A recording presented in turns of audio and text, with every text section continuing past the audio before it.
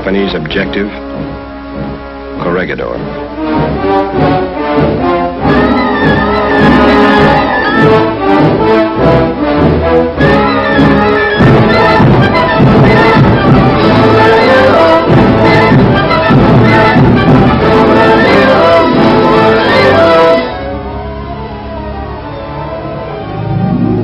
A president's order to leave.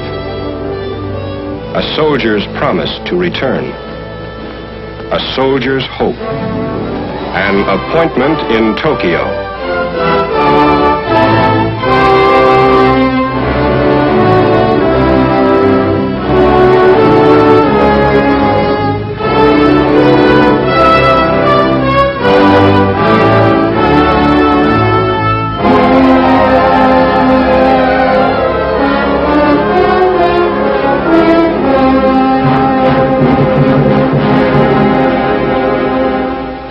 May 5th, 1942.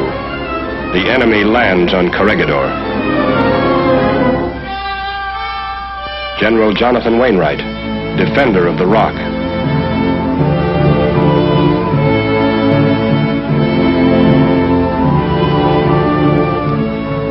Skinny Wainwright's pen wrote deep into the American memory.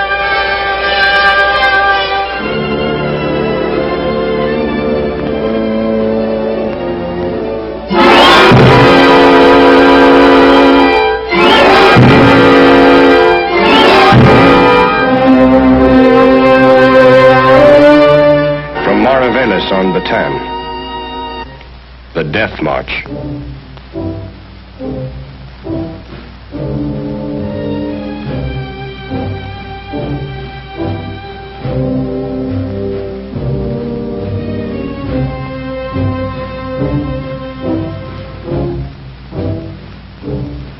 The Japs moved on.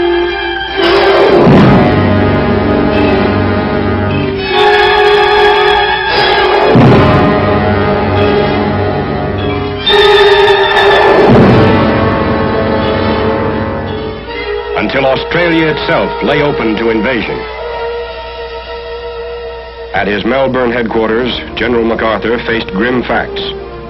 Against nearly 3,000 Jap planes, he had barely 500.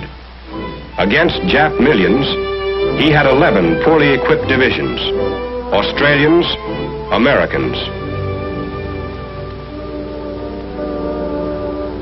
Against him were thousands of miles of Jap-infested islands and Jap-controlled seas.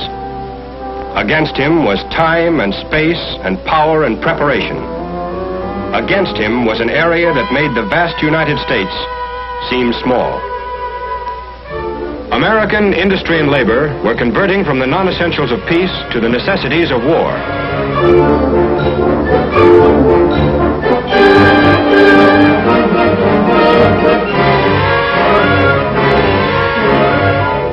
Conversion was slow, and the European theater had first call.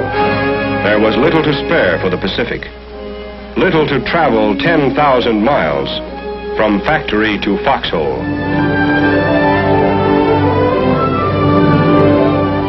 The longest supply line in the world, a supply line won and secured by naval victory in the Coral Sea, land victories at Guadalcanal and the Solomons.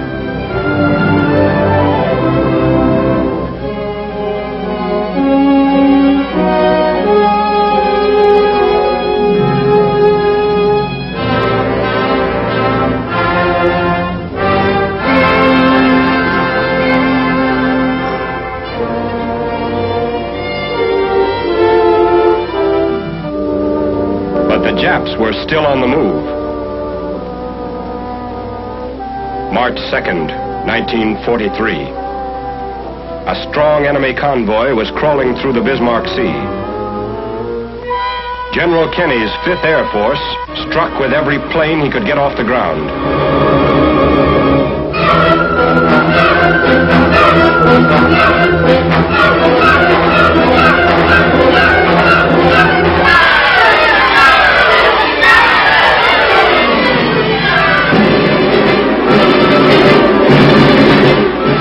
Score, 22 shattered hulks. Every enemy ship. A decisive aerial victory had been gained in a critical hour. The Jap had been stopped. This was the turning point. The job of fighting back to the Philippines and beyond to Japan required the closest teamwork of sea, land, and air forces. This brought together Douglas MacArthur and Chester Nimitz. Washington had a plan, 2 roads back to the Philippines. One from Hawaii along the string of coral fortresses, the Gilberts, Marshalls, Marianas, to Palau. This was the job for naval and army forces under Admiral Nimitz. Another from Australia would cut through the jungle of New Guinea, up the stairway of islands to Morotai. This was the job for the Army and Navy forces under the soldier who had made a promise to return.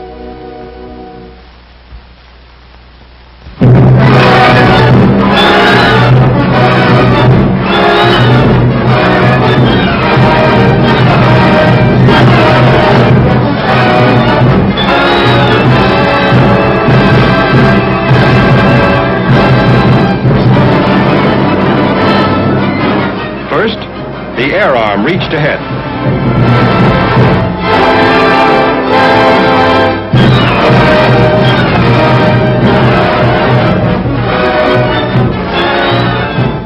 Second, amphibious assault. Hit 'em where they ain't.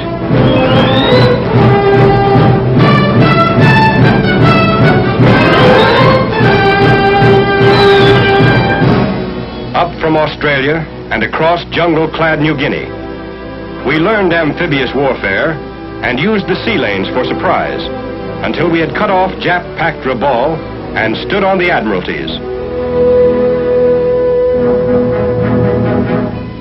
By now, the Japs were dug in and ready at Wewak. So we surprised Hollandia. Wewak bypassed.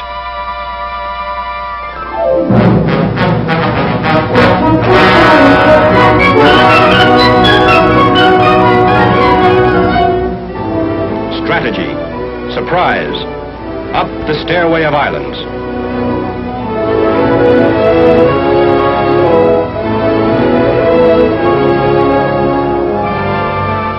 Morotai. The GIs of the Southwest Pacific were dug in and ready for the main event. To get here, they had left a lot of Japs behind them. Box score, 152,000 dead, 160,000 bypassed. This total of 312,000 Japs had cost us 13,000 dog tags nailed to white crosses.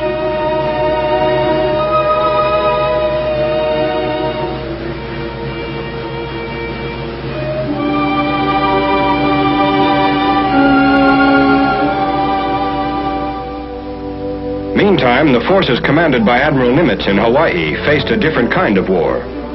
There were no places to hit 'em where they ain't. Every coral atoll we invaded would have to be taken Jap by Jap.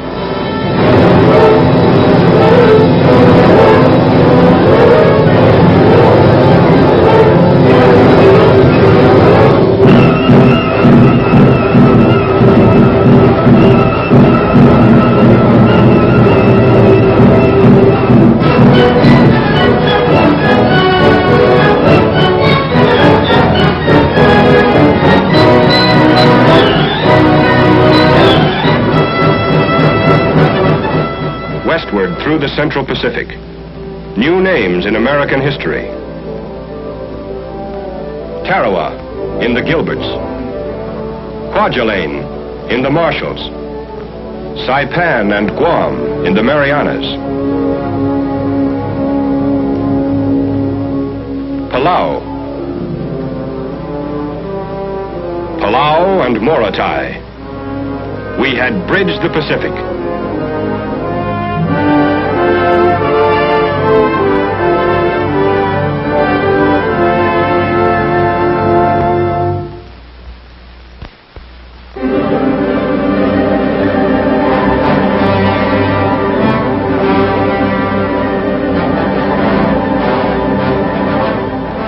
In early October '44, a combat-loaded convoy from Pearl Harbor was on its way to strike the enemy stronghold at Yap.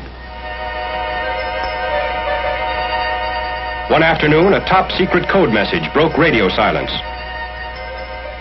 For 3 years, our expanding Navy and Air Forces had prowled the Pacific, cutting Jap supply lines, smashing airstrips, blasting garrisons, until Jap losses made possible a big change of plans.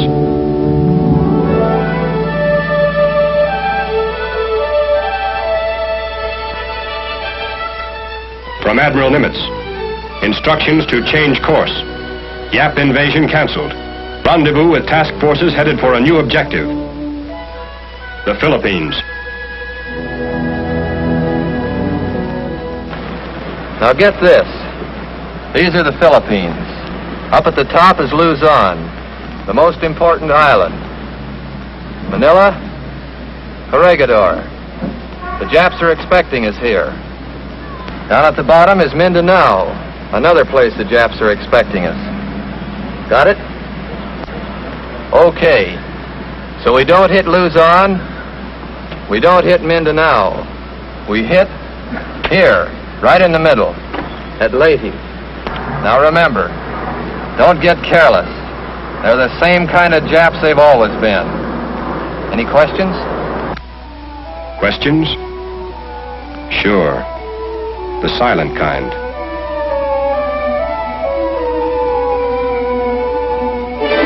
Yes, there are always questions.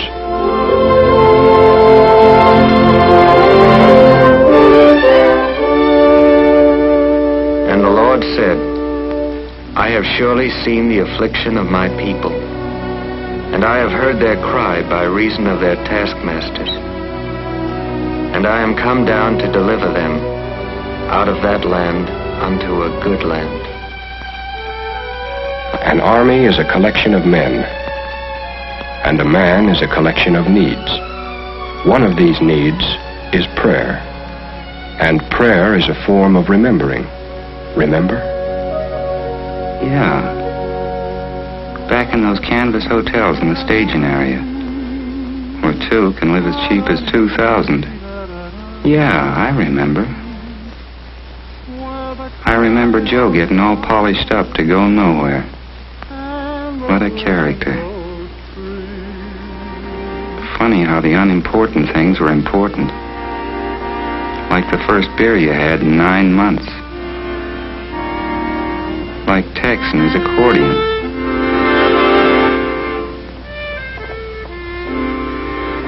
And you remember packing. Cutting down to just what you need, because what you take on your back. And you remember the things you left behind. To the lone prairie. All the things you wanted to say and couldn't. And when I die, and all the things you wanted to take you can and couldn't.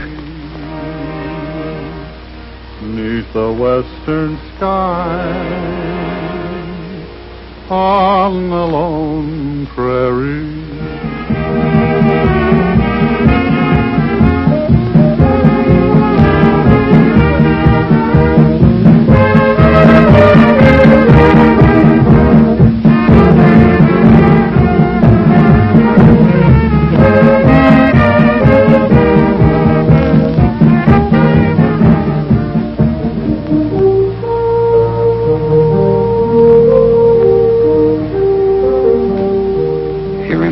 Watching the submarine net slip by, thinking, well, this is it. I'm on my way.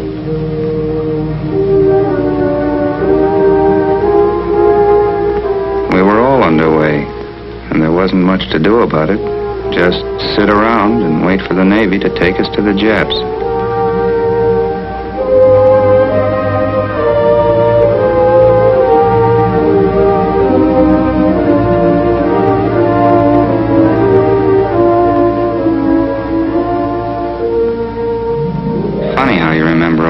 Things at a time like this.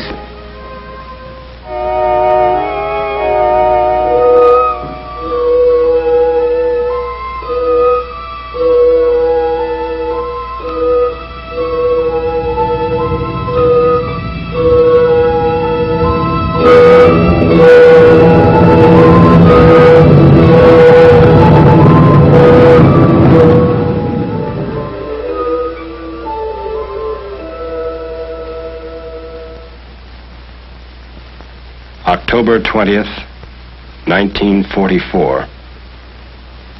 The men of MacArthur have returned.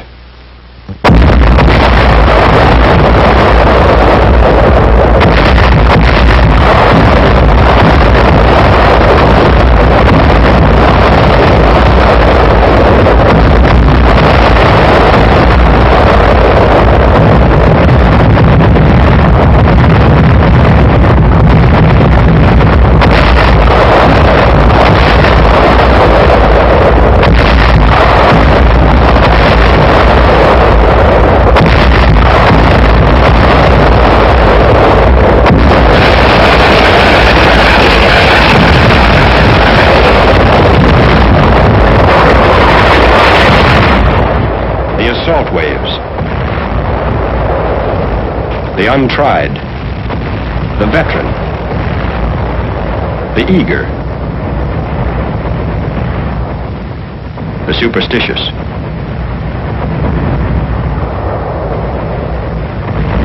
The first to land, some the first to fall.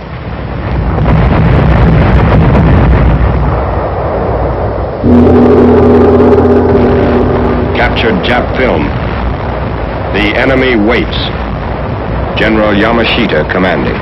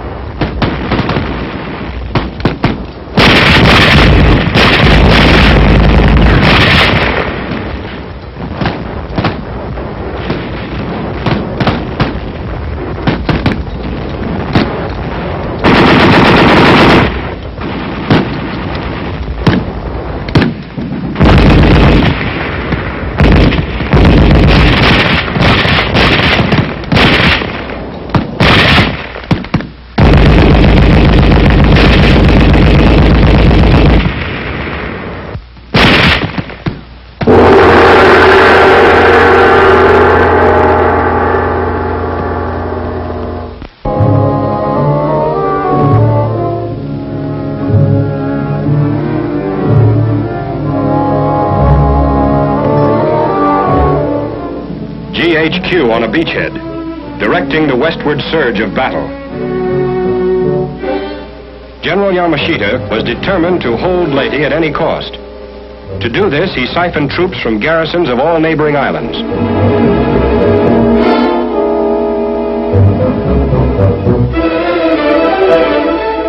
More captured film. Bandy-legged nip infantrymen like these poured into Leyte. We answered the challenge with a meat grinder offensive against reinforced Jap positions.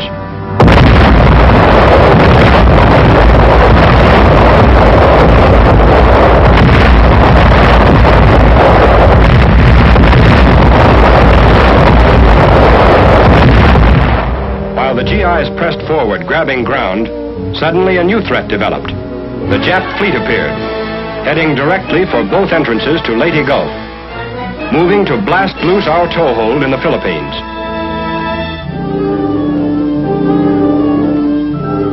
There wasn't much ground troops could do about this threat from the rear. This was a job for the Navy.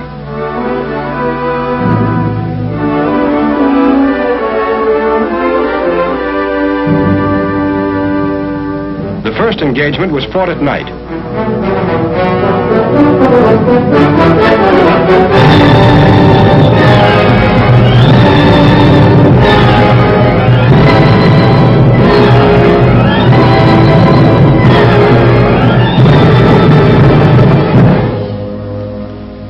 On shore, everybody sweated it out, from GI to general.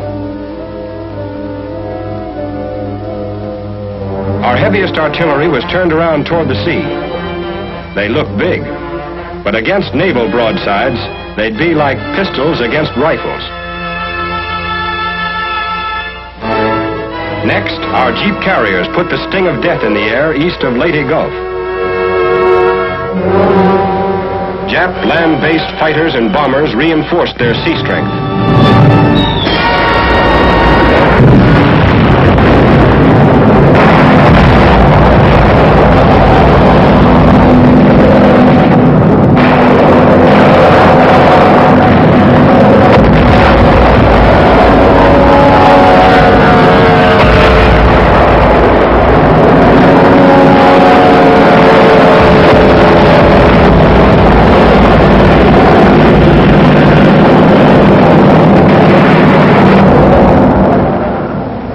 Flat tops, swallowed by flames. Their planes still aloft, running out of gas. Leyte's captured strips were still unfinished, wet, but not as wet as the ocean.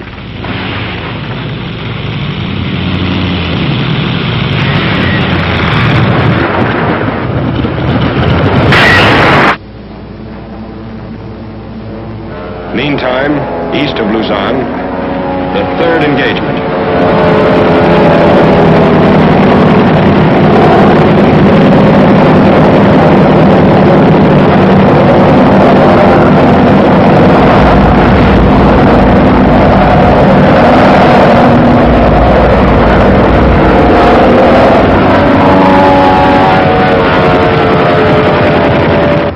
Floating wreckage and floating Japs. We had won a naval battle.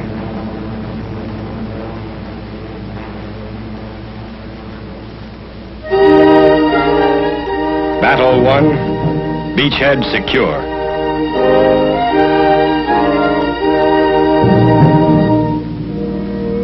But to the infantry, it was just another day to keep pushing.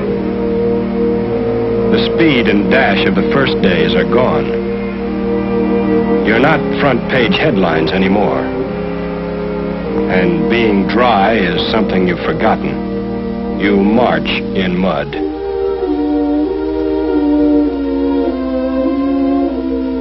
You eat in mud.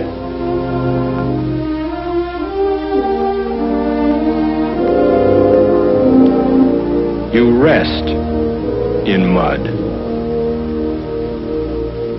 You sleep in mud.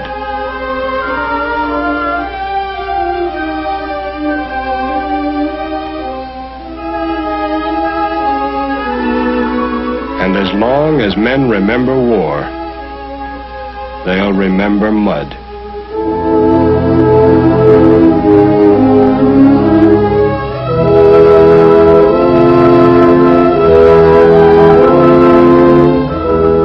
When you're hit, guys take care of you. You're kept alive, if it's possible. This is the battle behind battle. Courage and medicine are the weapons. Sometimes they're not enough.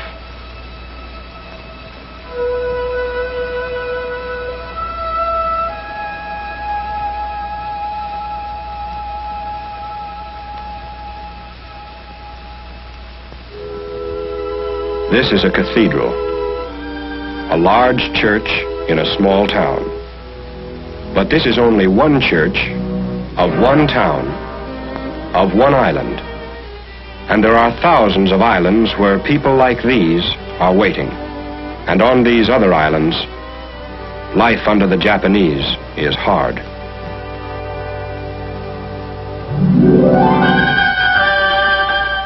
We knew what Jap domination meant.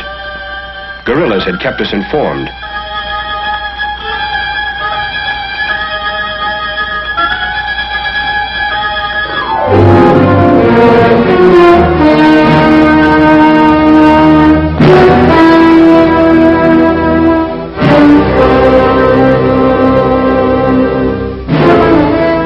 Their schools were closed, and their altars destroyed, their freedom gone,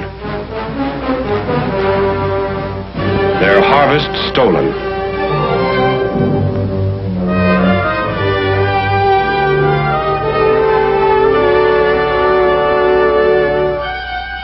Death rate. American prisoners, bilibid, increasing. American prisoners. Outside, graves for the dead. Inside, graves for the living. All of these people, Filipino and American, were waiting. General George Kenney's Far East Air Force was delivering bombs to Jap targets on Luzon. Anything worth hitting was hit.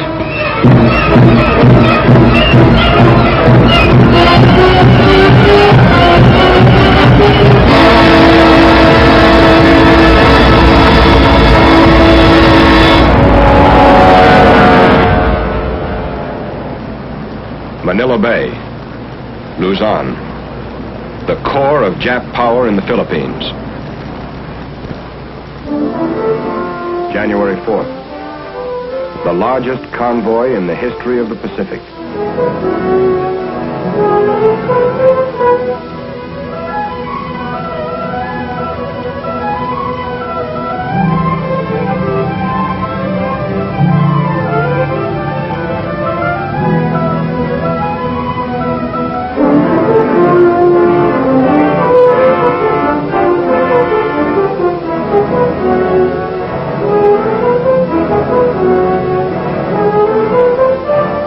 January 9th, 1945. This is Lingayen Gulf, Luzon. 4 divisions landing abreast. We had expected a very different kind of greeting than these cheering Filipinos who told us the Japs had pulled back 2 days before.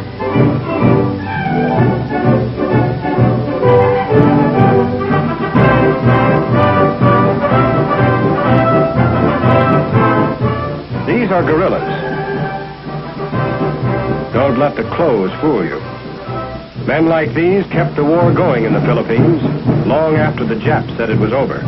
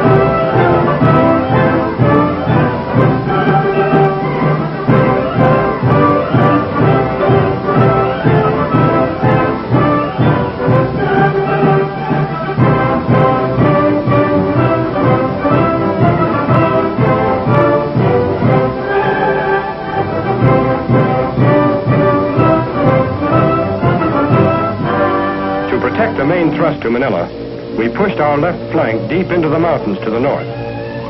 Some targets a ground soldier can't reach. Some targets a sky soldier can't see. So they work together. Mountains would have to be bought with battles like these. I think they're going to be doing okay. They're flying down there at 20 degree azimuth, but they're doing okay. They're doing okay.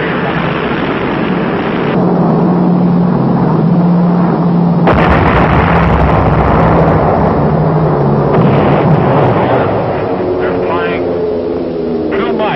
too much from northwest, too much from northwest to southeast.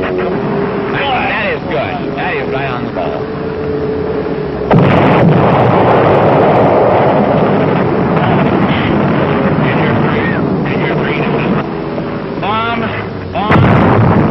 Very nicely placed.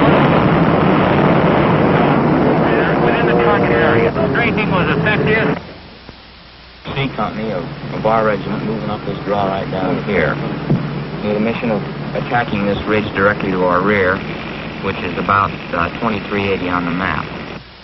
B Company is moving through F Company's present position, located on this high ground back there. They're going to pass through F Company and attack up towards the same hill, 2380. Now, can you give me a concentration on that hill? On 2380? Right. Yes, we have the 4.2 mortars, the 155, 105, and 75, all zeroed right on the hill. We can drop it right in there.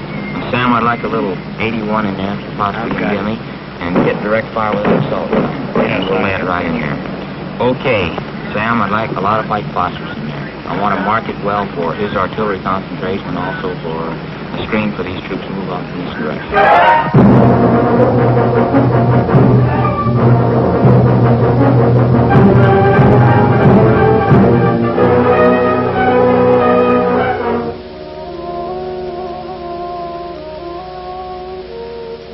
Yea, though I walk through the valley of the shadow of death, I will fear no evil.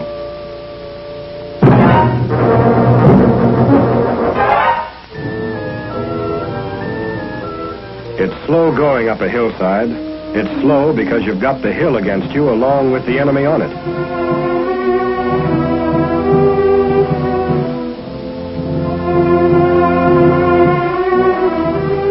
It's slow going up, sometimes slower coming down. Meantime, the main force sped down the Central Plains. Back of enemy lines was an important human objective, Cabanatuan, the prisoner of war camp. If we fail to reach these men, they'll be taken with the retreating Japs on another death march. Hand-picked guerrillas and a company of rangers started on the rescue mission, 25 miles behind enemy lines.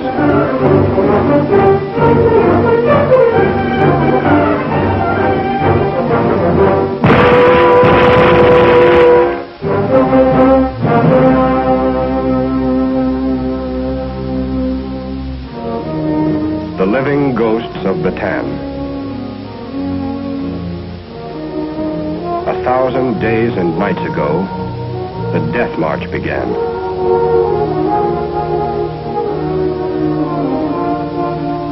These are the few who finished it. Today, they are free.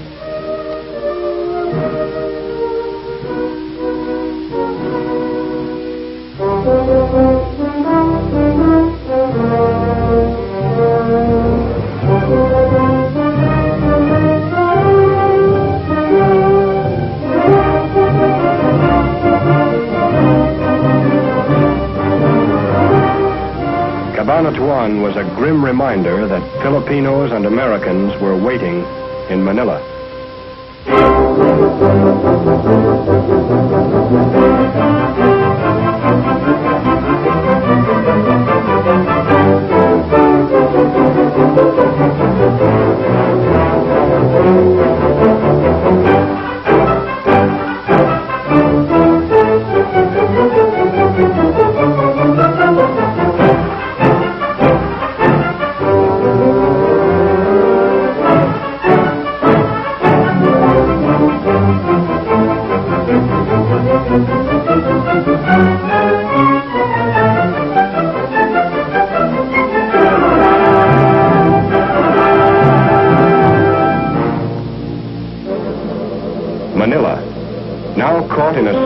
hold of armies as new forces landed, and the human vice closed.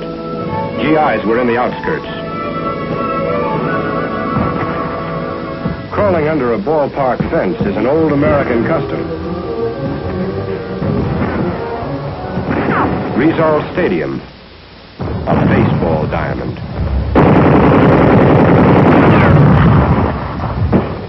No game today.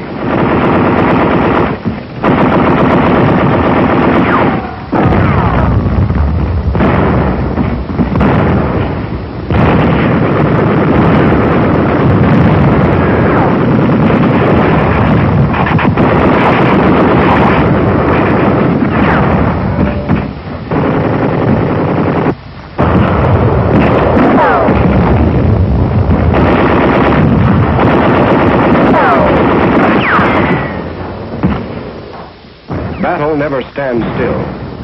From baseball park to business district. This is a new type of jungle for island-hopping GIs. A jungle of broken buildings and smashed streets. But the same kind of Japs they've always been.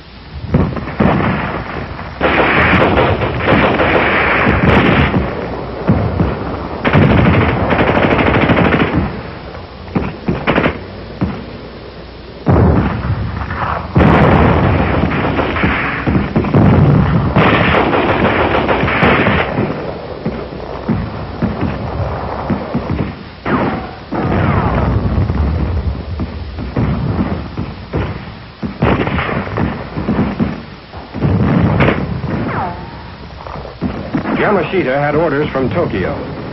Hold Manila or burn it.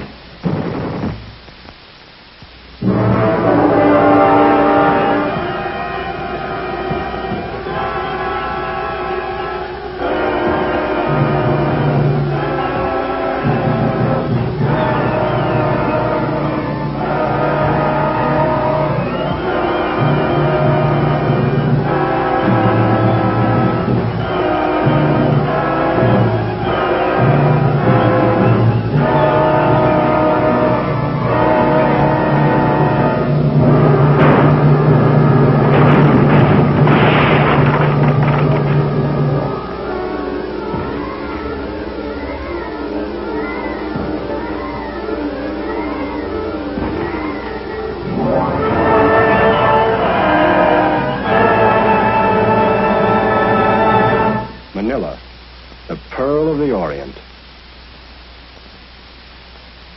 This innocent-looking piece of paper translates as follows. Japanese field order of 13 February. All Filipinos found on the battlefield will be executed.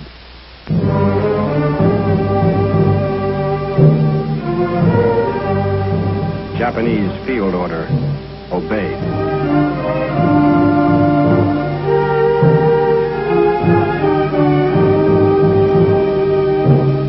Between us and the walled city was the Pasig River.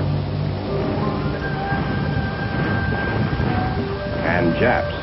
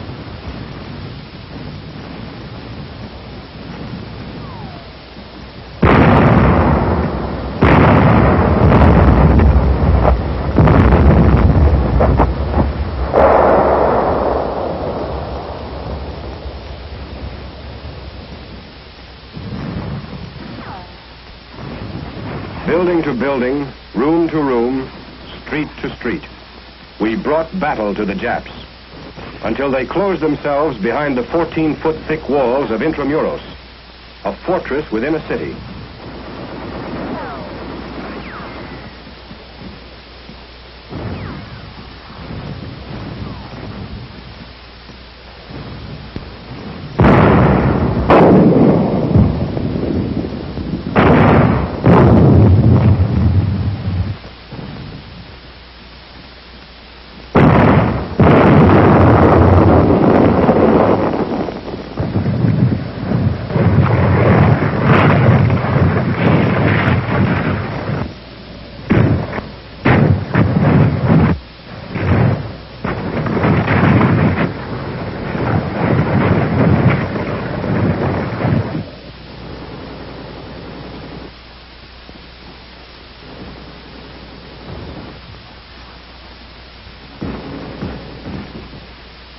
The jungle didn't stop these soldiers.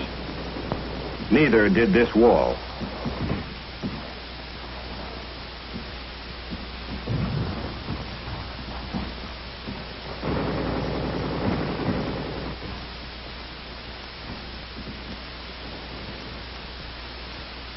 Back of the broken wall, broken Japs.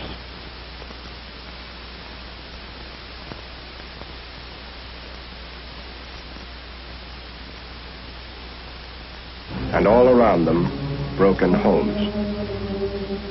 Homes thousands of miles away, but American homes. Because the people who lived in them shared with us the American spirit. This is the payoff of battle, the silent reward. Many have fallen, that this one may rise. This one may smile. This one may forget. This one may heal. This one may walk. This one may find a home. This one may find peace.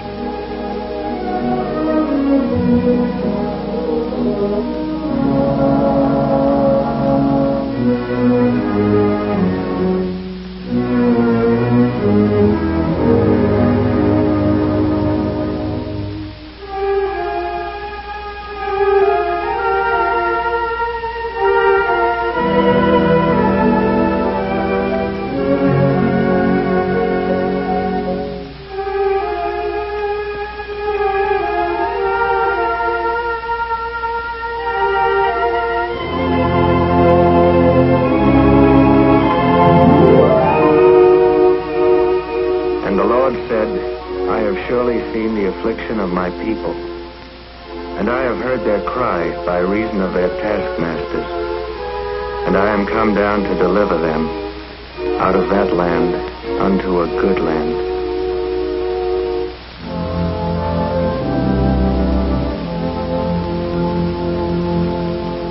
February 1945. American objective, Corregidor. The general had an appointment with the past.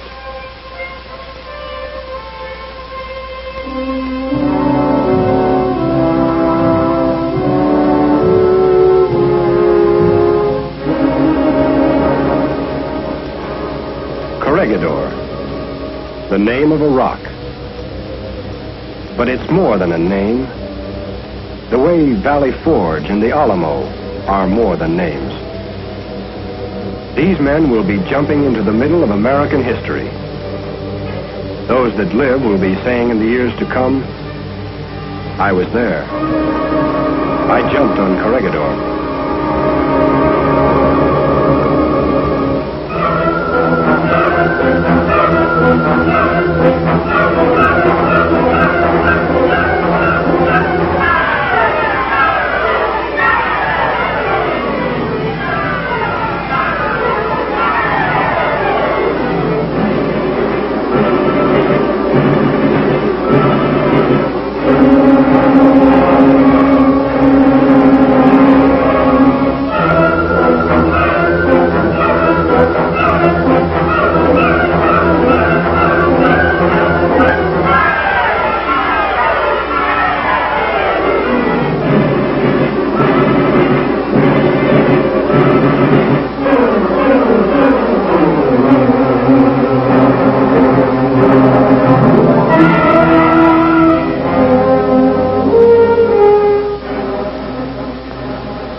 B-47 still emptied their human cargoes, our low-flying fighters paved the landing beaches for waterborne GIs who had crossed over from Bataan.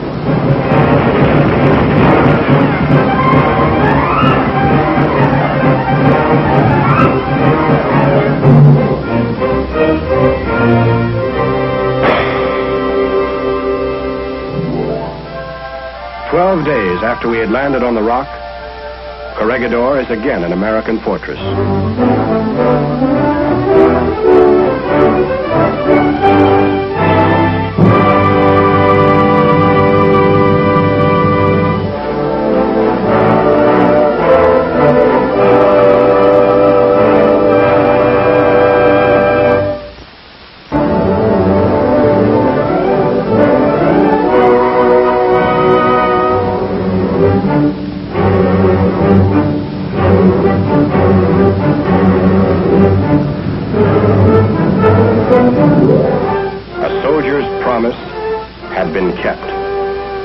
A soldier's hope could now be realized. On to Tokyo. While vast armies were being marshaled in the Philippines, the Marines won Iwo Jima. And Army, Navy, and Marine forces took Okinawa. Naval guns were knocking at Japan's coastline. And Saipan-based superforts were pounding Japan's skyline.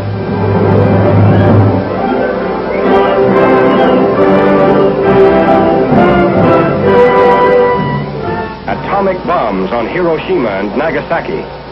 All this, and MacArthur's impending invasion, broke the enemy. The red sun of Japan had set. The might of a free people had come at last to triumph over the lords of war.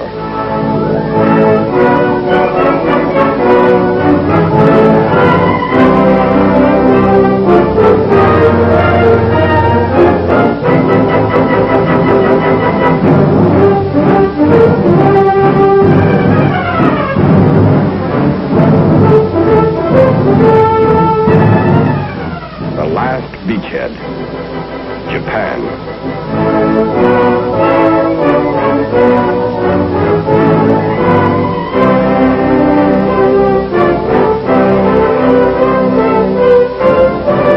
August 30th, 1945, at Sugi Airport. General of the Army Douglas MacArthur, Commander-in-Chief of the United States Army Forces in the Pacific, designated Allied Supreme Commander to accept the surrender of the Japanese. He was met by Lieutenant General Eichelberger, commanding the 8th Army.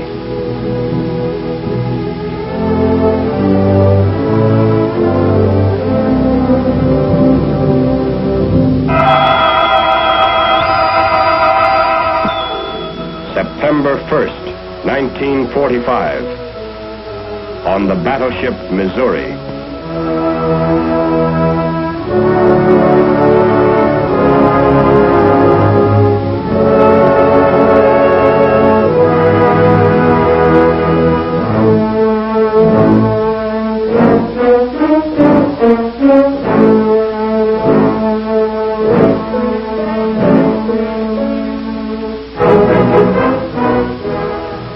It is my earnest hope, and indeed the hope of all mankind, that from this solemn occasion a better world shall emerge out of the blood and carnage of the past.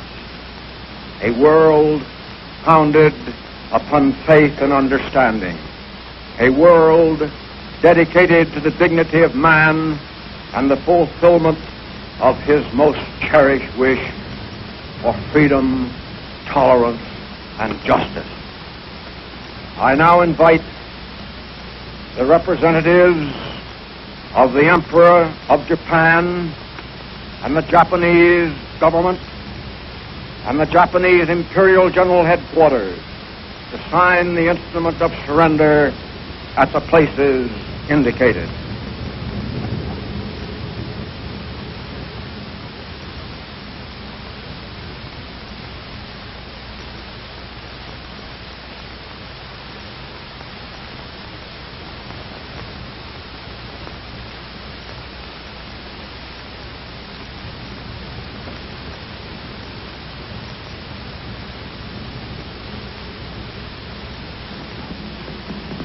The Supreme Commander for the Allied Powers will now sign on behalf of all the nations at war with Japan. Will General Wainwright and General Percival step forward and accompany me while I sign?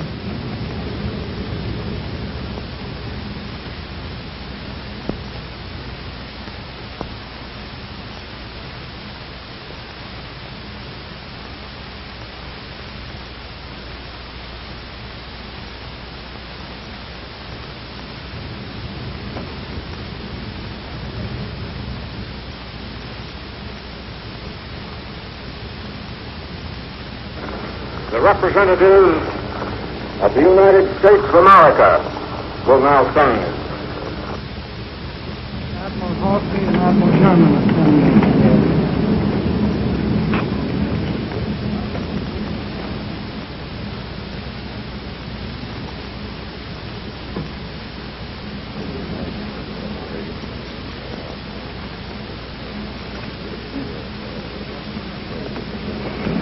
Let us pray that peace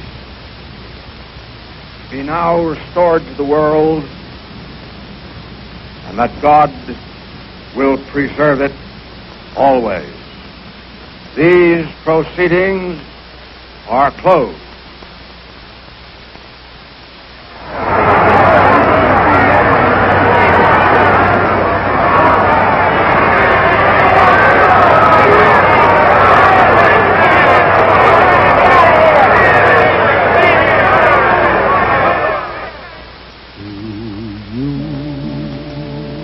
Beloved comrade, we make this solemn vow. The fight will go on. The fight will still go on.